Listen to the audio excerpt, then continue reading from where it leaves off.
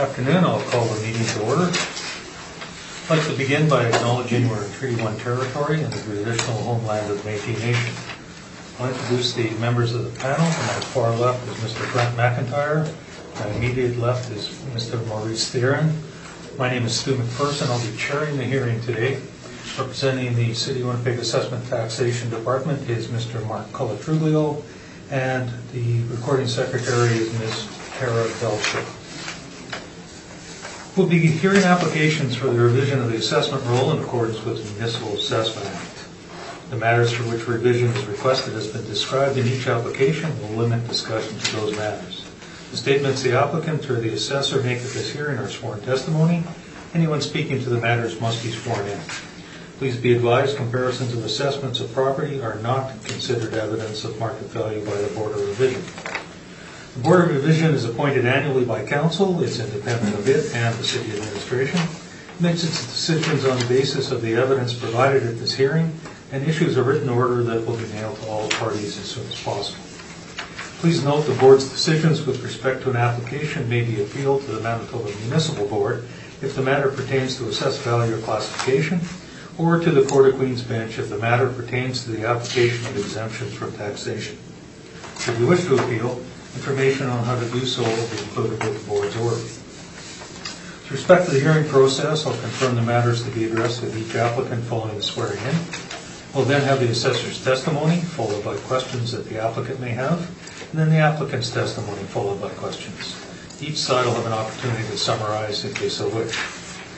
Once all the evidence about an application has been brought forward, the applicant may leave, and the process will repeat for each item on the docket today.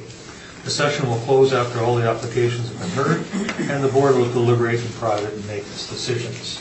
We'll receive the order by registered mail as soon as possible. Just as information, all public hearings are live streamed, recorded, and will be part of the public record. Have the party sworn in, please.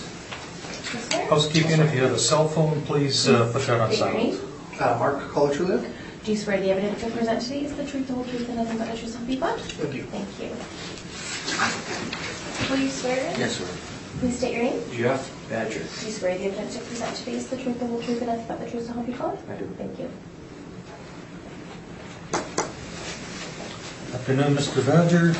You're representing the owners of 432 Assiniboine Avenue. Yes. It's the amount of assessed value only we're dealing with? Yes. Thank you. Oh, well, we got this, that burden of proof thing? Burden of proof. Oh. Well, we have a preliminary matter. I can see that. Okay. So if we have a preliminary matter, would you address that, please, Mr. Assessor? Absolutely. So if you flip to page 2 of the brief that I've provided, you'll see the request for income information for the subject property. 2016, it looks like we did receive a response well after the exchange deadline on December 30th of 2017. In 2017, we have not received any response to date. There was a request for an extension on the initial deadline, which was March 3rd, or I'm sorry, May 3rd of 2018. The request for the extension was granted, and you can see the correspondence. If you flip to page 10, 11, and 12, you'll see the cover page of what was originally sent. And the blank mailer as printed out by our online portal for the income and expense questionnaires. Page 13, you'll see the city's response to the request for an extension, granting an extension to May 31st of 2018. And on page 14, 14 is the addresses that are that were granted the extension. Page 15 is the letter that was sent by Mr. Badger on May 3rd of 2018. That was the original deadline, requesting an extension to May 17th of 2018. Again, we have yet to receive any correspondence in regards to the 2017 income and expense information for this property, and therefore we are seeking the non-compliance penalties, and that the burden of proof be placed on the applicant for the hearing. Thank you. Before we hear your evidence, Mr. Badger, do you have any questions for the assessor regarding what he's presenting? Do unoccupied or unoccupiable buildings, are they required to fill in an income and expense form if the city's been notified that it's unoccupiable because of the condition of the property? I mean, typically we would still seek expense information. It's currently classified in our system as a retail property, and that's a property type that gets the income and expense mailer. As to whether the city has determined that the building is unusable and I don't think that has a bearing. It's mostly based on the parcel use type that's assigned to the property. So if we send out the mailer, we do expect a response, even if it is just expense information.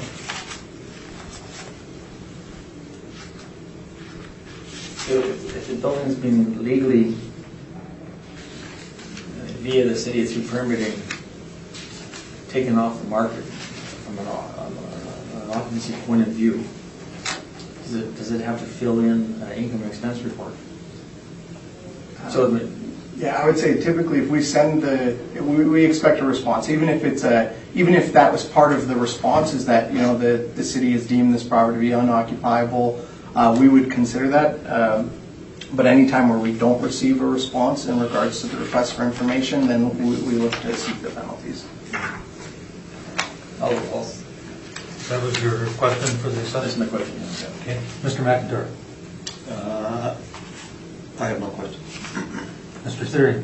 Yes, I'm looking at the roll number of this property, and it's finishes by 785. Correct. Now, if I go to page 15, and I look at the list, I don't see any with that roll number.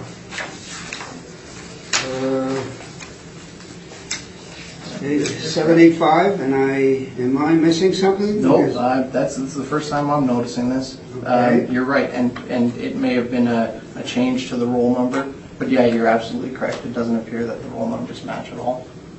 So the request was made for these, but we don't know if it included this one, if the roll number was changed? Is that what we're saying? Yeah, I don't have that information with me to see if there was, like I said, the list that you see there for the properties that were granted is shown on page 14.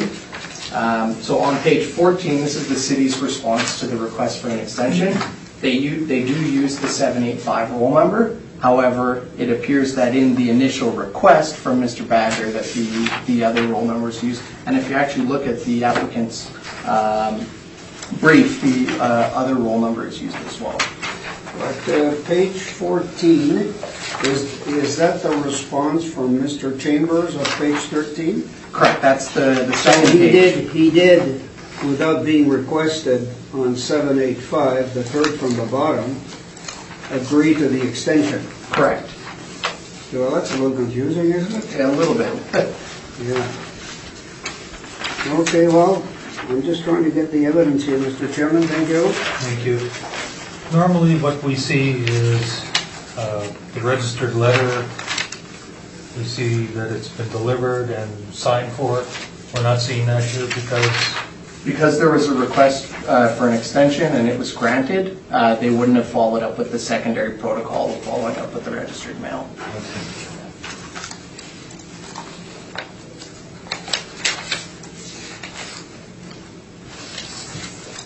And that's common practice then? That's what happens? As far as I'm aware, yeah, if there's an extension granted, we wouldn't add them to our list for secondary follow-up. Okay, thank you. Okay, Mr. Badger, we'll hear from you regarding this issue then, please. So that's why just taking a quick look at something.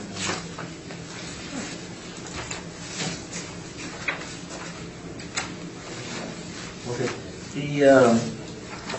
I guess all I can do is provide you with a reason why the information wasn't submitted. I have evidence here that building, we were ordered by the building owner was ordered by the city of Winnipeg to obtain a empty building occupancy permit back in 2015. City inspectors have, assessment department have been in the building and have acknowledged that it's not operable. The building has been frozen, the water's been shut off, electrical's shut off. So it's basically just a shell of the building sitting on the site there. They're fully aware of that in the last assessment roll. They acknowledged that, and the basis of the appeal the last time was basically based on the market approach rather than the income approach of the building. So I guess what I'm saying, I have evidence that the city has record that it's vacant and unoccupiable. It's been that way since 2015. Do you want to provide us with that evidence? And then I would say that the assessment department would have that from their inspections too. It's in the brief? It's in the brief? It says it's in the brief. Okay. Is that in the brief here? No, I didn't put it in the brief, no. Page 2. Well, I verbally said that, but here's the actual order from the city of Winnipeg. Oh, the order. Thank you. Thank you. Can I have one of those back? Okay, I'm not gonna touch it. Thank you. Fine. And what's this, do you want that on as It's just well? another, that's in 2015, they sent the Is this the first inspection, and the second inspection was in 2016, they followed up, and they've actually, Is this one ordered. the same thing? oh, that's for 2015, yeah. Okay, that's different than what, you got the order, this one was Yeah. the year Did you- before. did you We want to don't say need that the this other one as if we've well, got or- the order. Boarding violations. Will that conclude your Oh, so. evidence regarding this? Yeah, I'm basically saying, it would, on all other sites I work on, like that, if it's a vacant building shell and it's unoccupiable, well, first we don't even get the request because there's no one in there, right? And the city's aware of it. I guess if you would have checked the permits and see what's going on, you would have realized it was an empty building and not made the request. That's my information. Okay, questions regarding that, Mr. Assessor? So the reason for the order here appears to be that there is a window that was smashed and that it was not boarded up, and then there's no valid boarded building permits. Is that correct? For that order, yes. But Yeah. they acknowledged that they went in there and saw that it was empty, and there is, if you check it, there is a permit in place now. Right. Okay. No further questions. Mr. McIntyre? I just have one. If the building was not fit for occupancy as of November 3rd of 16, why would you return the mailer for the on December 30th of 2017? I gotta admit, I wrote that letter, and I was writing on all of them. I probably didn't know what that particular time meant. I wrote the letter saying I asked for the extension. Is that what you're referring to, my extension letter? No, I'm referring to the assessor's response dated December 30th, 2017 for the 2016 mail. What did we say in there? Just on page 2. Okay. I don't know. That was the last page 2 of this? No, it's just on the page that's flipped over. Right Top of the there. page, it says request for information. Well, it was probably just a blank one set back in, because there was no one was occupying it.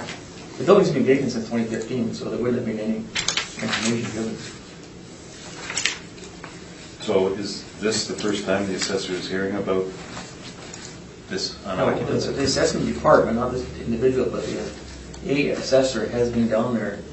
I've taken them into the vacant building and shown them the last time around. That's probably why the last assessment round, it was reduced quite a lot, and it was based on the market value, not the income value. Because he went in and inspected it and saw all the damage that was inside and the fact that it was vacant. And you haven't inspected? I have not inspected this property.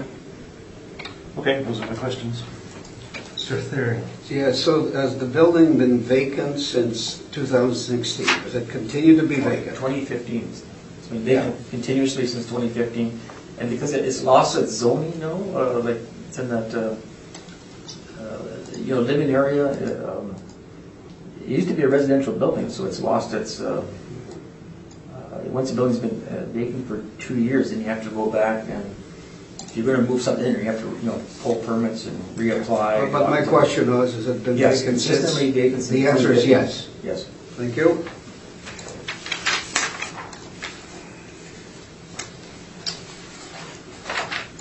So you're saying that this request that you made for the extension was just a blanket request? Well, I'm saying it in all of them that came in. Okay. And the roll number, do you know what that's all about? I know it's going to,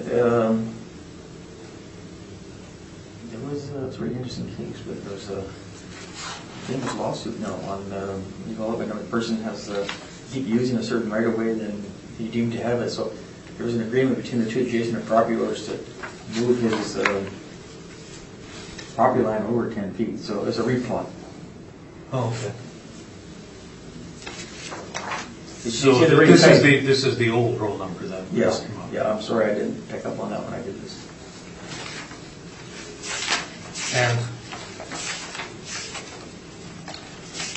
I don't want to put words in your mouth. It's your contention that if you're aware that this vacant one was on there, you would have said something to that effect? In your you're request right. for an extension? Well, I would have tried to straighten it out with them. Tell them it's not really required because of the type of property it is. Are there any others in this list of properties that would be in the same situation? On page 15. What do you call it? On the apartment building down on Osborne Street, South Osborne. It's on there? Morley? Yeah. That's a burnt out shell right now. It's been that way. 278 Morley? Yeah. And so they've quit sending those forms in that particular building. But you're asking for an extension on that one? Again, I guess I just responded. I take it up there.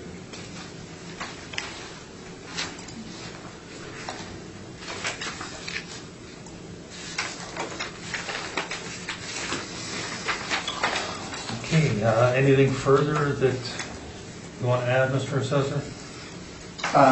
No, just to maybe clear up some stuff in regards to the 16 mailer that we show a response to. I haven't reviewed it, so I don't know if that came through as a blank. I just want to be clear with you guys. I'm not sure if it was a blank form that came back.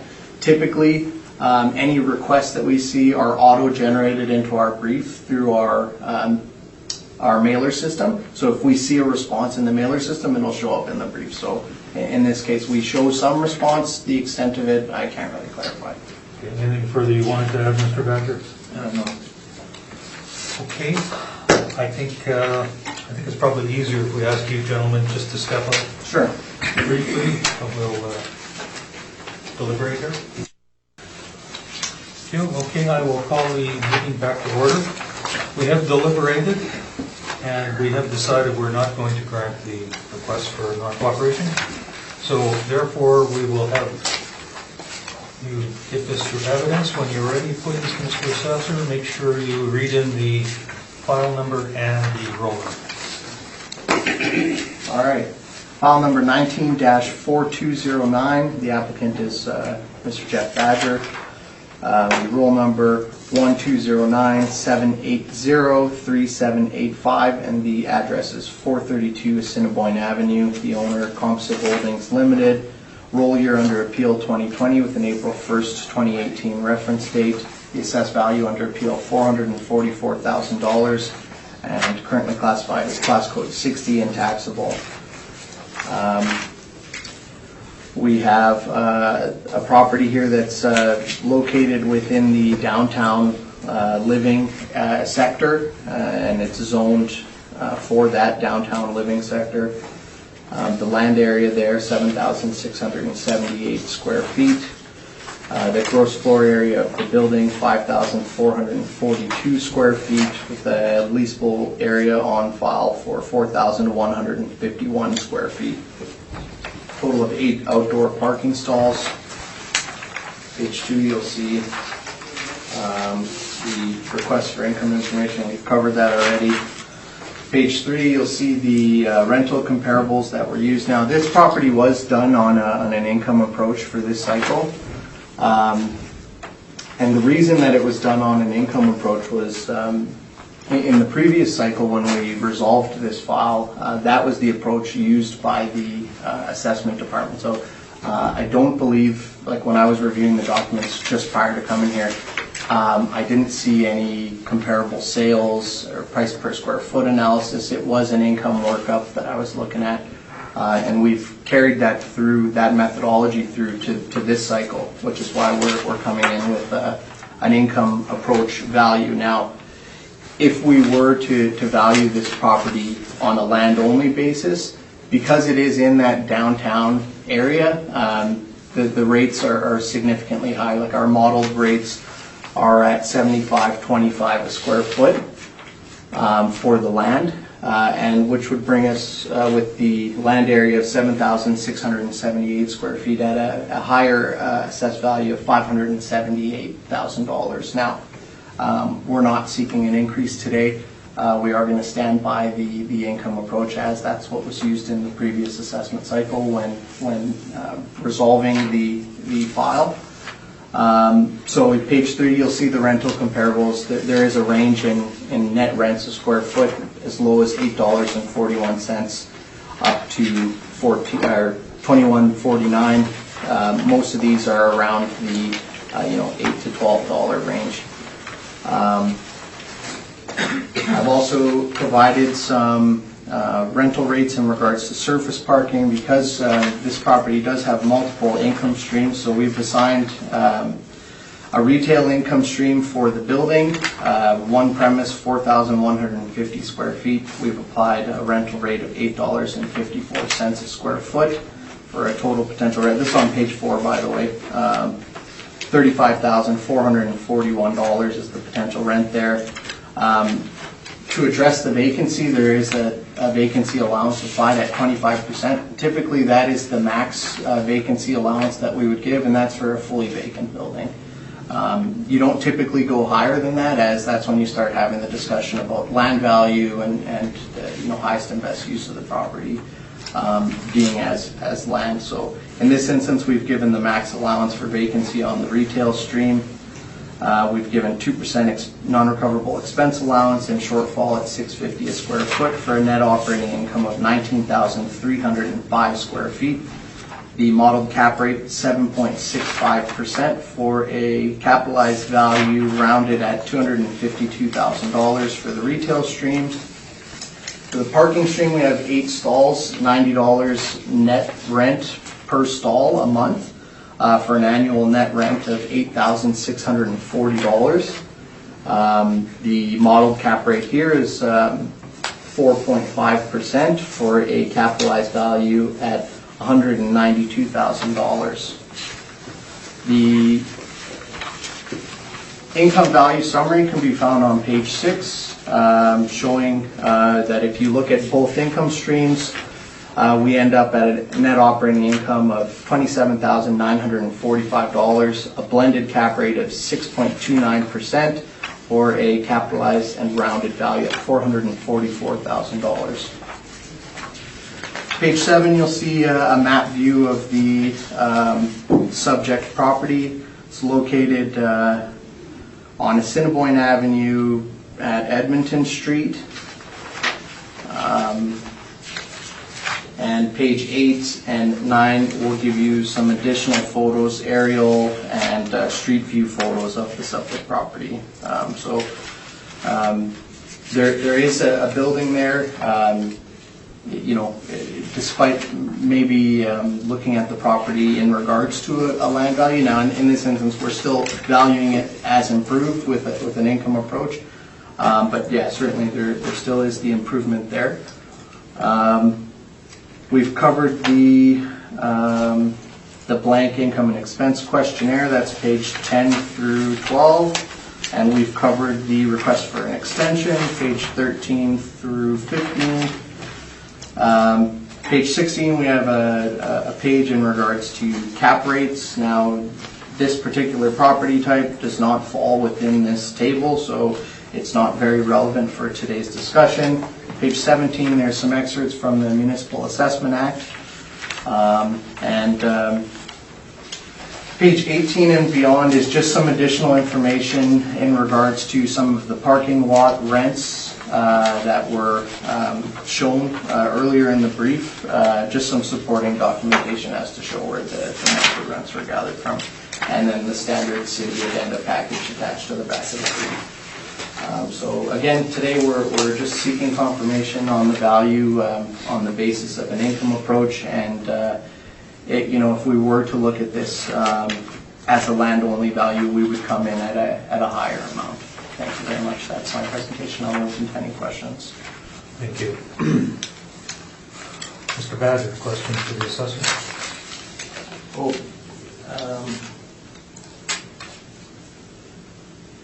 How much did the average assessment go up for these type of properties since the last cycle? Do you know what percentage? I don't have that information with me, no. Would 28% seem higher than what you believe it's gone up? I think it varies based on property type. It would be hard for me to say. I know I have reviewed quite a few properties where the increase was over 20%. But it's hard for me to say without the actual stats in front of me. I mean, would you say that the income approach is for a building that is not in occupiable condition because of the condition of the property and we require upgrades? Would you say the income approach is appropriate without making any sort of adjustments to the value for the work that has to take place? Well, I don't think it would be fair to say that no adjustments have been given. Like if a full 25% vacancy allowance was given on the retail portion. Yeah. But what about the condition of the building? Like if someone was to move in here, they need heat, light, power, floor slabs, things like that in the basement that are shot. Is there any, wouldn't it be normal to make a deduct off the income value? No different than you do income value on a property that's got excess land, and you'll give it a positive value for the excess land. Right. Here it's sort of like the inverse. But wouldn't it be normal to make some sort of adjustment to the condition of the building? Potentially. I mean, in this instance, we're talking about net rents. That would be net of any expenses and that to the tenant, or it would be net for the owner that's collecting that revenue. Whether it's the best approach or not, I mean, there's 3 approaches to valuation. Depending on the property, you can use, any of the approaches. Whether it's the most appropriate, I mean, that's up to the individual appraiser or assessor that would be reviewing the file. Okay, this building, how many stories? You called it 1 to 3 floors. Isn't it a 2.5 story structure? It appears that way from the picture, that there is a window above the second level. You might call that a 2.5 story as opposed to a 3 story. And all your rent comparisons on page 3, are any of them 2.5 story structures?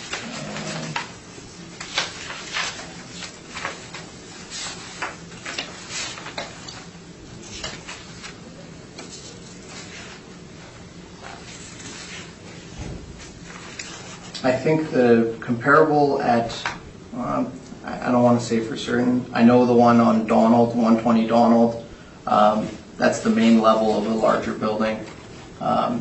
I believe it's larger than 3 stories as well. When I meant 2.5, are any of these converted 2.5 story residential buildings? I don't believe so, no. Okay. Is there any reason why you didn't use comparable rents to those type of structures?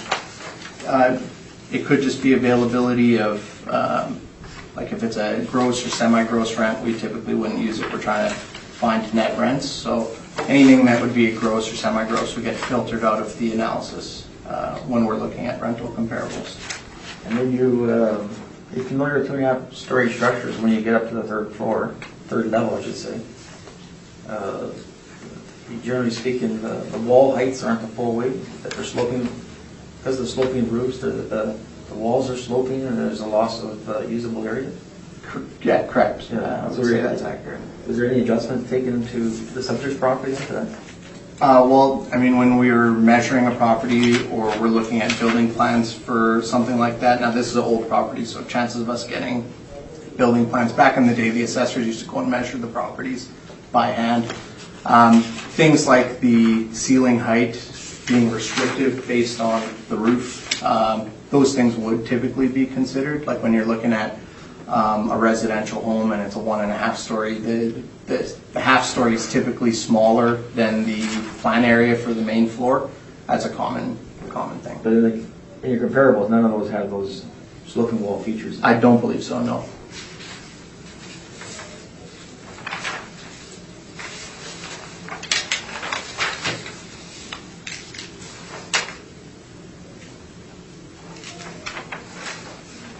And then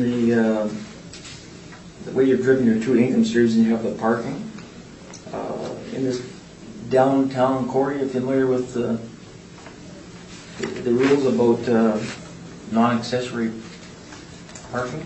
Parking has to be accessory to the building use? Or it would have to be permitted beyond that, correct? Yes. Like you're saying that Well, the primary usage would then dictate the allowance of the accessory usage? Yes. Yeah, I'm aware of that. So wouldn't it be more appropriate, because then have to be, parking can't be separated, that the parking revenue stream should be capitalized at the same rate as the primary source of income for the building? I wouldn't say that, no. In this case, the parking would be, like if the building is sitting vacant and people are still paying for parking, the parking is the primary source of income. But again, we don't have a mailer to verify that the parking is generating income, so we're in a position where it's just speculation. Those are my questions. Thank you. Mr. McIntyre. I have no questions. Mr. Thirion. So, a couple of things.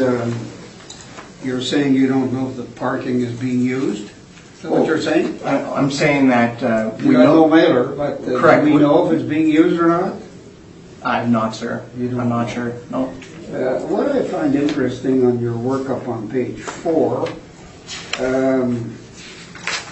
that it seems that the rent that was put towards this building is lower than your comparables and that you were using 25%. So there must have been something in the file that says this building was vacant. How did we, I would assume this is not model driven. It's, somebody must have adjusted the vacancy loss and so on. Could you tell me how you've come up with this? Yeah, so you're right. Someone would have made the decision to allow for a higher than the model vacancy allowance. The 25 is the max that we would typically go to. The rent is modeled. Now that could be, it could be coming in lower than the rental comparables due to things like the effective age of the property. We do have conditional variables that can be utilized to lower the rents. But again, it is a modeled rent. It's not something that someone has gone in and overridden the rate that's being applied. It is the model. The vacancy allowance, though, absolutely, that would have been a judgment call by one of the assessment staff. So normally when a 25% is used, there's been a history of a high rate of vacancy. So I'm assuming in the file there must have been information that said this place was vacant. Correct. The building does show in our system as vacant. And does it say how long, for how long? It would, because it would show the last time that a business was licensed Your information in. today, you don't have Correct. that? No, it's not in there. Okay, thank you, Mr. Chairman, that's all. Thank you. Just on this parking issue, if I look at page 8 here, I believe.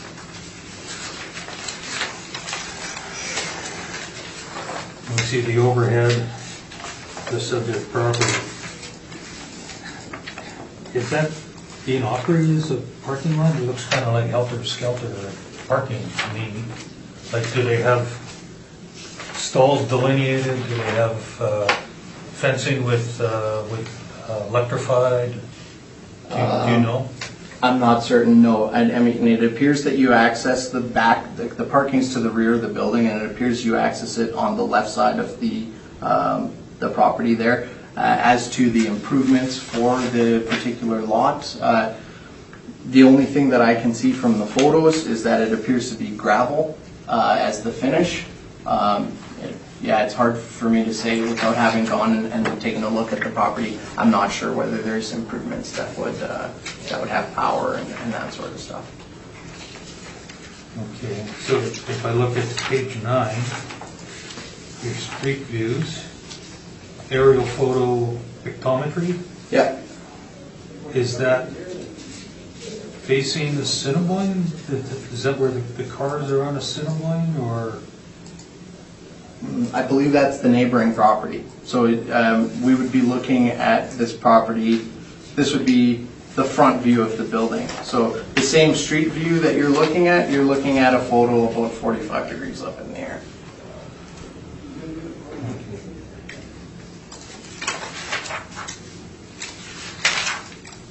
And you're saying access to the parking is to the left of the building as you're facing the building? Correct. As per the bottom photo. Correct. But you haven't inspected the property, but are there any notations there that someone has? Was it reviewed when they did downtown parking lots? Did they go out and do a stall count, or I'm not certain. nothing in your record to show that? Not that I have with me today, no. And that would possibly be because it's not classed as a parking lot? Well, I mean, certainly we do have it to some extent. It's not exclusively a service parking lot, which has a separate label, right? We still have it as a retail store, so it's just as an income stream within that retail store. But yeah, it wouldn't have been lumped in a review with service parking lots downtown for sure.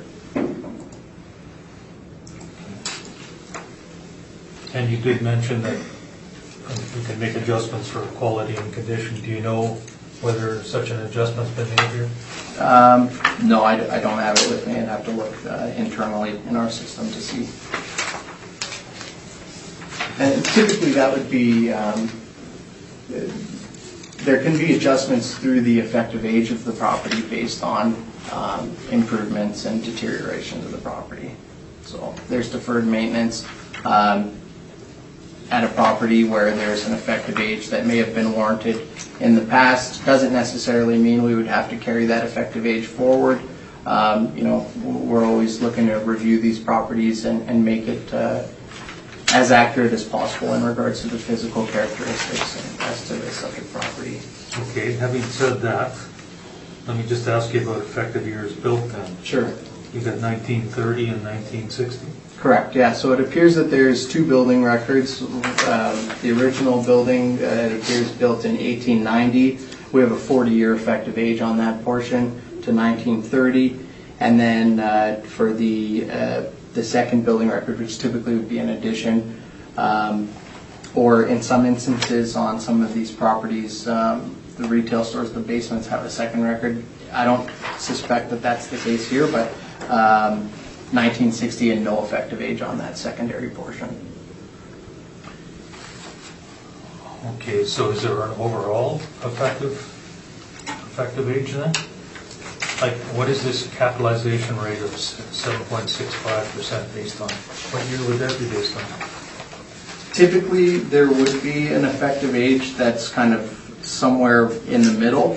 As to what that is, again, it's not shown on the brief. That's something that would be, but you're correct in thinking that the cap rate would be driven from one effective age and not two. Okay, but you don't know what the 7.65, how that was derived? I don't have the effective age that it was based on, no. And that's age, and is it also location? Is there a locational?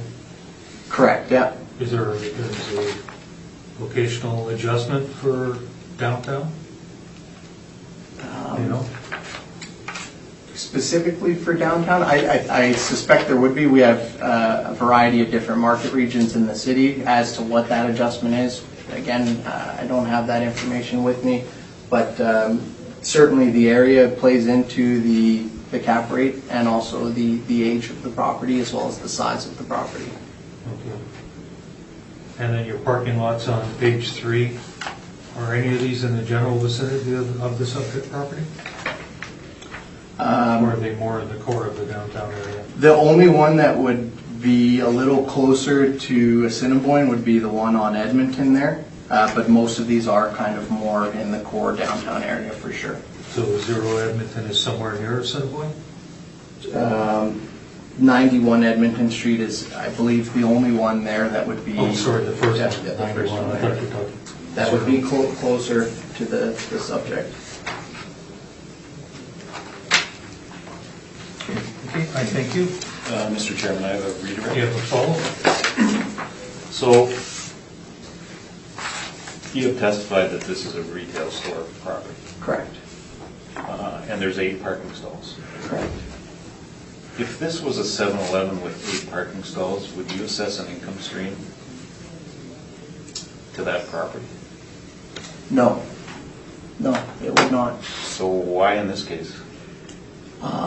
That's a good question. I'm not certain as to why there was a decision made. I imagine anything that I answer would be speculation.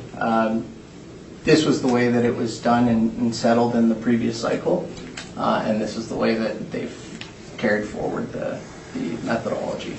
Okay, thank you. No questions. I'm just going to follow up on that question. If you had a 7-Eleven with 8 parking spots and they're being rented out on a monthly basis, would you assess them then?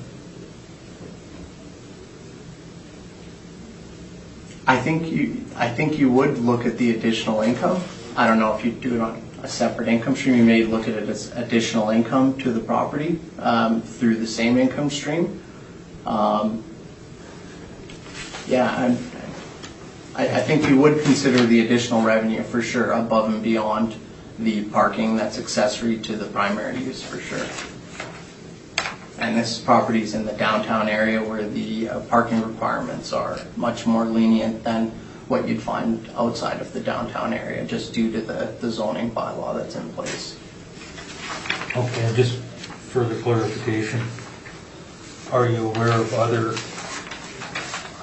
converted residential properties that have parking, that do have a parking income assigned to them? I personally haven't dealt with this. Would be the first one that I'm dealing with where it's set up in a way like this for sure. Fair enough, thank you. Yeah. Okay, Mr. Badger, let's hear from you, please. You guys making me look bad, I should have asked all those questions. It's complicated. I guess I'll give you my presentation, but I got it. All I know is that the last time we went through the cycle here, the board revision order, they reduced the assessment down to, was it 380? Previous, 347. And it was based on, at the time, I'm quite certain that technology was an empty building. And the approach it was taking was basically a comparative market approach. I firmly believe that the income approach is the wrong approach in this particular situation because there's so many variables. The building is very questionable from what it can be used because it's lost all its what they call grandfathered provisions from a building point of view. So if the building was going to, someone made an attempt to try to put this back into a commercial building, they're going to have to go back to scratch and get the thing all reapproved. And it is in a residential district, and it's going to be, to get the rezoning to open up a commercial establishment, retail, office, whatever, we'll have to go through that process. So the building has to start from scratch again in the process. That was my belief why we took a comparative approach. The other big problem on the income approach is there's a lot of work that has to be done in the building. So how do you account for that? We're not talking, I'm sort of jumping all over the place, but I did an estimate the last go around how much it would cost to upgrade and to put this building back in service. It was around somewhere around $350,000. I have it in here to put it back into service, properly. because the building's not at grade, you're gonna have grade separations. The building, when you go inside it, the staircase has been all ripped wide open, so it's gonna have to have a fire-rated staircase going up to the top and stuff like that. And so I felt from all these reasons, the comparative market approach is the best approach. This building to me is not in a retail area, it's not in a commercial area, it's in a residential area of town, South Broadway. The comparables that I used, which is a page on my own here at the very end there, the comparables that I used actually, is Colony, which is at the bottom of Colony Street, which is a high desirable area. It's not too far west to be considered in a less inferior area. The 761 McMillan, the 625 McMillan, and the 93 Nassau are all in prime areas, prime residential areas that have a greater value, in my belief, than this particular site on Assiniboine Avenue. The site on Assiniboine Avenue, the other thing too is a misconception. There is a single family home behind it. It does not have, it's not on the river, okay? There's a single family behind it. There's tennis courts, the city of Winnipeg has those tennis courts to the east, and then to the right there's another old structure similar to this one here. So the comparables that I use are more in keeping. They're actually buildings that actually have a 2.5 story. Well, the McMillan ones had 2.5 story structures. One of them had it on there. The other one had it had been torn down. 93 Nassau was torn down too. That used to be a 2.5 story home over there. But these are the land values from those sales within the reference period there. The land values you see there are 54. They're all in between the $54 and $65 range. I did make an adjustment. The way I made my adjustment here, it's either a percentage decrease or a percentage increase. If the subject, my comparable properties, the location is superior to the subject property, I would deduct a slight percentage off of the rate there. So you'll take a look at Colony.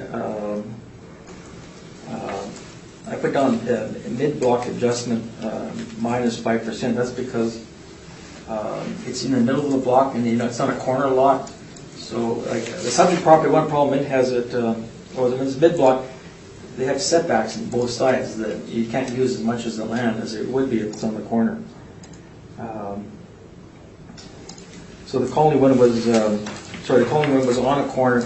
Subject property is mid-block. Okay, we will have to have setbacks on both sides. On the McMillan properties, I took 5% off of that evaluation because those two properties are, I think, in a superior market area. Same with Nassau Street. So the adjusted values range from 52 to 59. Gives me an average of 54. So I'm saying that the suggested value should be just under $390,000, $388.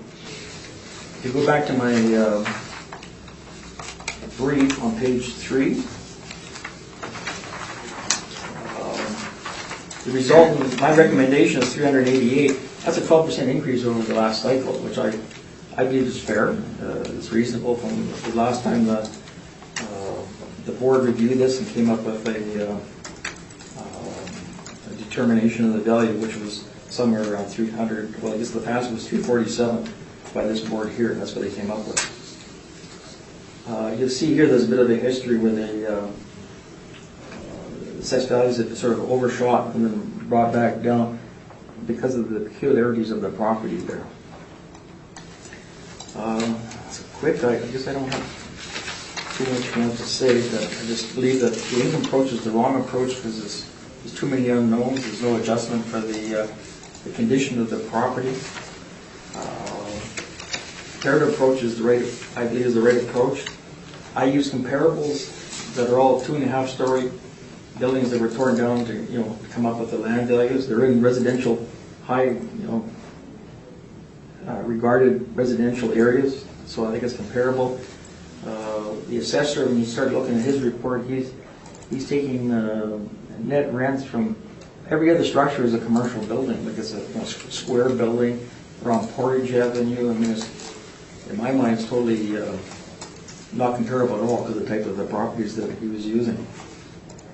So my recommendation is to use the comparative market approach, $388,000.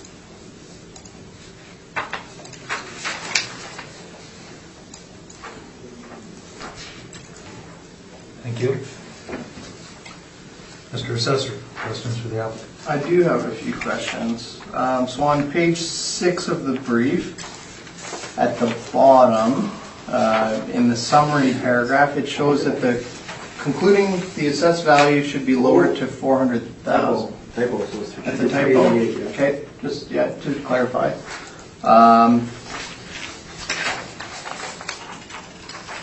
Now, you're aware that the subject property does fall within the downtown zoning bylaw as opposed to the zoning bylaw applicable outside of the downtown area?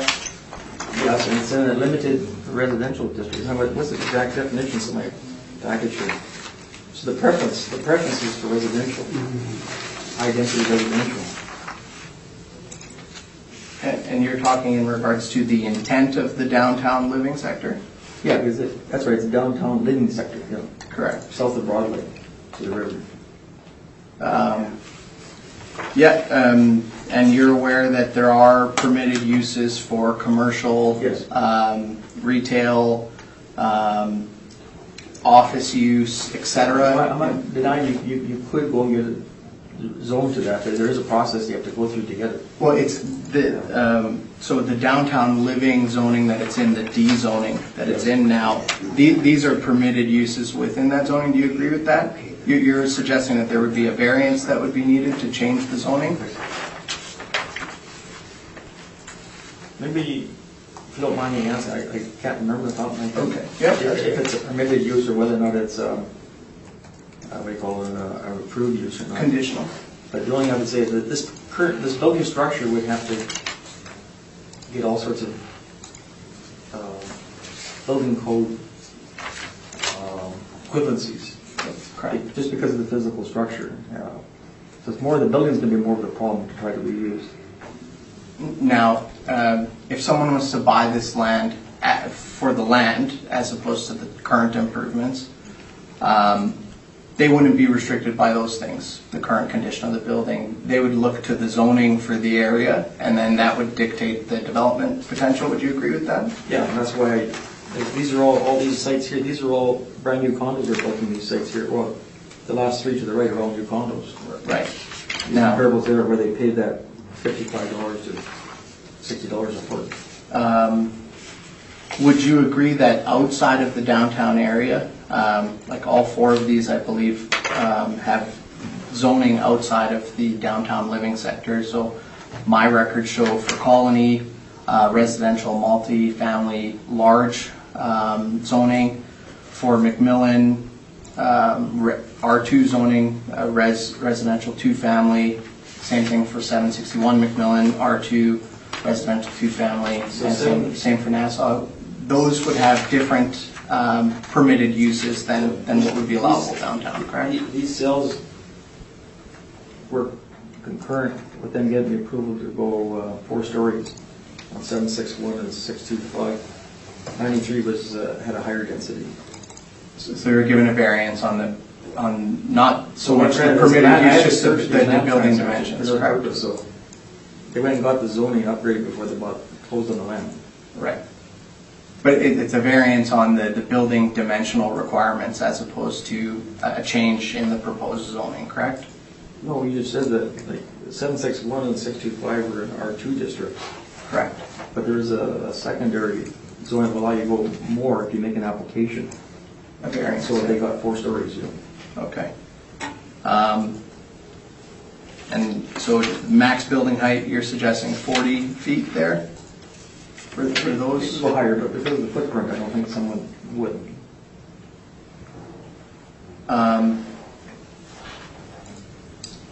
A couple other things in regards to the comparables. So, and I don't know if you guys want to see this as rebuttal evidence or not, but I went and located these sales to try to verify some of the details. For 760,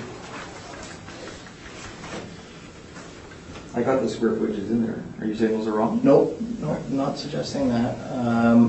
761, I show mid-block, yep, that's correct. Sorry, my apologies. 625, corner lot. For Colony Street, you're suggesting that that's on a corner? Yes. So, do you happen to have the sale date for this particular property? It was in 2017 sometime. 2017, okay. Because the only sale that I could find that was zero colony was a mid-block, like an interior lot, not a corner lot. So I had a question in regards to that. The sale that I show, the sale price matches, I show October 2017. So if I was wrong, it would make a difference, wouldn't equate to more than $1 a square foot. Right. Yeah. Because it's a very small iron. Right.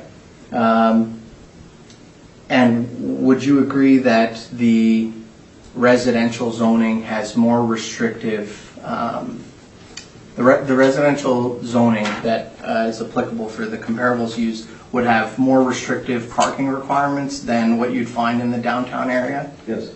And that would make it more difficult to develop higher density projects depending on the land size of these particular parcels, correct? The corner lots, no, but the 761 would be a difficult one because it's mid-block. Okay. And yeah, all of these fall outside of that downtown living area, correct? Yes. That's it for my questions. Yeah, that's it for my questions. Thank you. Mr. McIntyre. If I have one question, if we turn to the last page of Mr. Badger's brief, I see two different land areas. Top left-hand corner, 7,200 square feet. Oh, And then the land area for the subject property in the column, 9,900 square feet. I better qualify, isn't it? And if I go back to the assessor's brief, he's at 76, 78 square feet.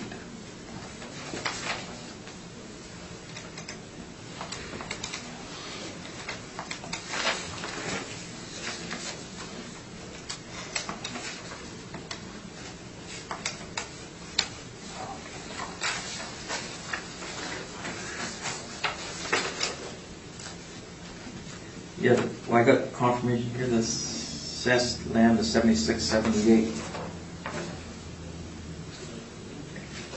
So are you amending your brief? This will have to be.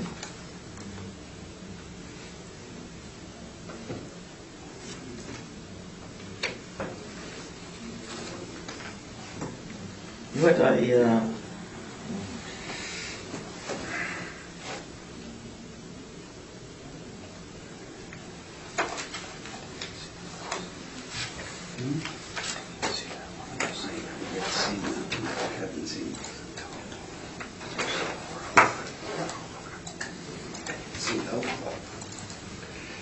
what's the assessor using for square foot? I was just wondering. 76, 78. It was a replot, and I was just wondering if that had something to do, because they lost the road on the right-hand side, so I... For this roll number, that's the land area there that you Okay. see on the front page of my brief.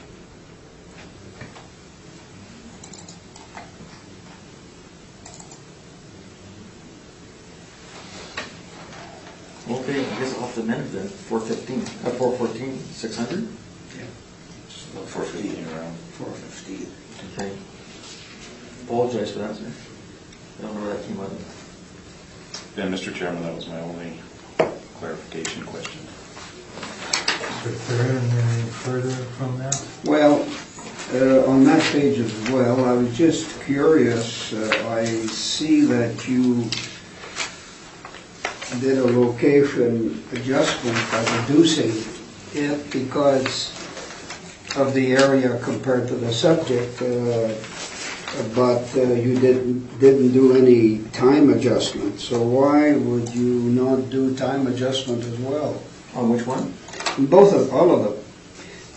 I don't see any, if you look at the after cost square foot so much, and then time adjustment, you did not adjust to April 1st, 2018. but, which is the reference date, and then you did a location adjustment only. So why did you not do the time adjustment? If it's within a year, they don't normally make an adjustment. If it's more than a year, then I would have. That is not my understanding. Would you be able to answer? Can I redirect? Do you do a time adjustment when it's within a year? We would, yeah. We would do a time adjustment even if it was a month or two out. There would be a monthly rate that they would apply. There would be a time adjustment for sure. For vacant land. For vacant land specifically, I'm not certain, but I imagine any sales that we do on a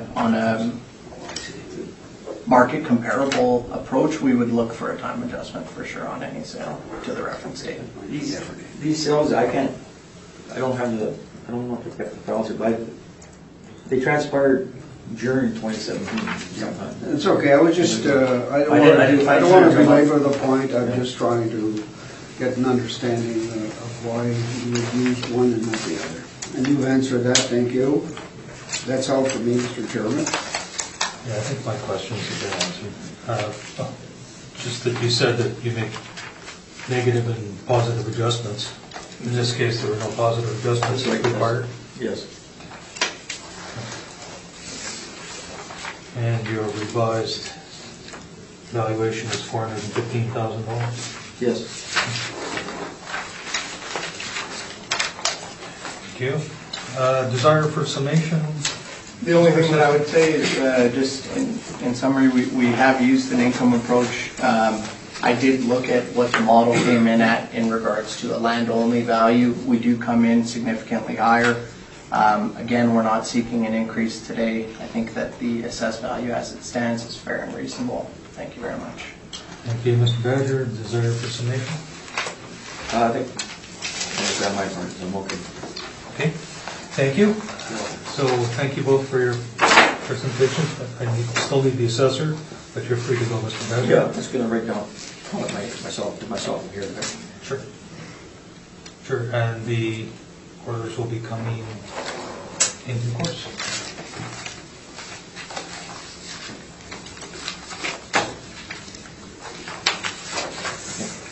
Thank you, guys. Thank you.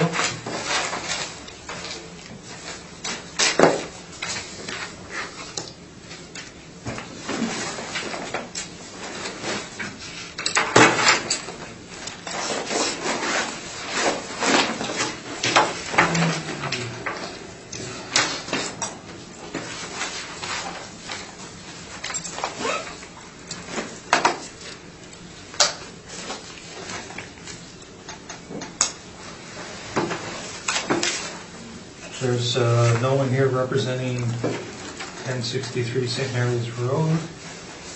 Mr. Assessor, have you heard anything from? I have not in this case had any communication with the owner. Thank you. Have you heard anything from the owner further? Okay, we'll ask you to step out for a moment, please, Mr. Assessor. Sure. Maybe brief deliberation here. Turning back to the order. We are going to hear this appeal at 1063 St. Mary's Road. So, Mr. Assessor, would you present your evidence in a brief fashion for us, please? Sure. Just stick to the salient facts. Sure.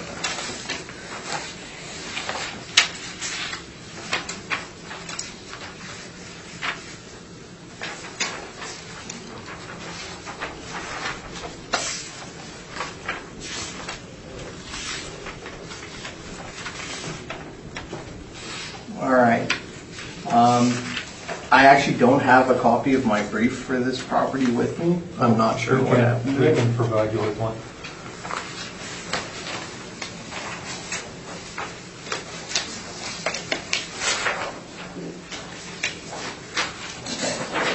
I apologize. Just read in the file number, the roll number and address, and how you arrived at the assessed value, please. Yep, gotcha. File number 19-1475. The applicant is John M. Wilderston.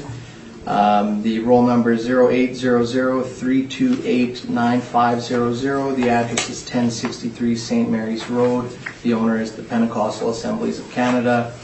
Roll year 2020, April 1st, 2018 reference date with an assessed value under appeal $452,000. Class code 16 taxable.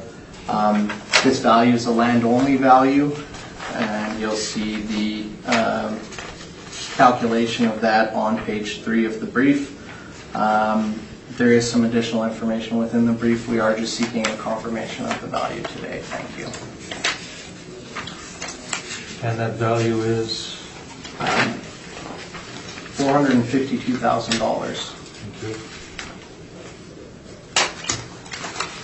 Any questions, Mr. McIntyre?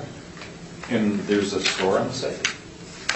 There is a building on site, yep. The land value is taken over in this instance. Okay. Yeah. That was my only question. Mr. Therion? Yes, any communication from the owner on I that? haven't had a chance to speak with the owner. And he no. hasn't called you? No, No correct. written communication either from the owner? Not that I've seen, no. Okay. Thank you, Mr. Chairman. Thank you. I have no questions. So thank you, Mr. Assessor. Thank you. Appreciate your presentations today, and the orders will be out in due course. I'll call the